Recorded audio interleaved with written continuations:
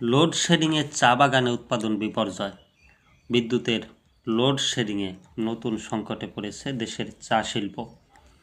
বিদ্যুৎ না থাকায় বাগান থেকে উত্তোলিত কাঁচা চা পাতার অর্ধেকের বেশি পচে বা নষ্ট হয়ে যাচ্ছে অথবা মান কমে যাচ্ছে। ফলে সাম্প্রতিক বছরগুলোর মধ্যে এবছর বাগানে চা পাতার প্রাচুর্য অপেক্ষাকৃত বেশি হলেও বাজারজাতযোগ্য চায়ের পরিমাণ কমে যাবে বলে আশঙ্কা করছেন উৎপাদক ও প্রক্রিয়াজাতকারীরা। খাত সংশ্লিষ্টরা লোডশেডিংয়ের সময়ে ডিজেল চালিত জেনারেটর চালিয়ে উৎপাদন কিছুটা স্বাভাবিক রাখার চেষ্টা করা হলেও তাতে খরচ বেড়ে যাচ্ছে।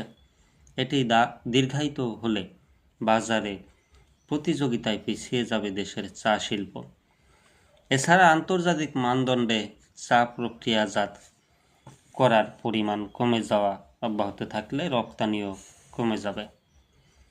বাংলাদেশ চা বোর্ডের তথ্য অনুযায়ী দেশের মৌলভীবাজার, হবিগঞ্জ, সিলেট, চট্টগ্রাম ও পঞ্চগড় সহ 7 থেকে 8টি জেলায় 172টি চা বাগান রয়েছে।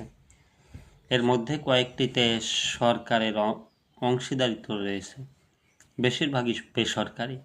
দেশে 2025 সালে চা উৎপাদন হয়েছে 9,49,00,000 কেজি, যা 2024 সালে 9,30,00,000 কেজি থেকে প্রায় 19,00,000 কেজি বেশি।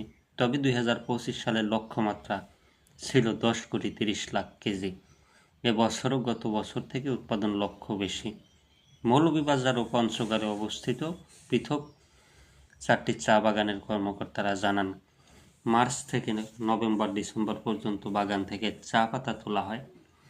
এবছর চা পাতার ফলন ভালো হয়েছে, কিন্তু গত 1.5 মাস ধরে দিনের প্রায় অর্ধেক সময় বিদ্যুৎ না থাকে না, মেশিন বন্ধ রাখতে হয়। এই ধারা অব্যাহত থাকলে বার্ষিক চা উৎপাদন অর্ধেকে নেমে যাবে এবং চা রপ্তানিতে ধস নামবে।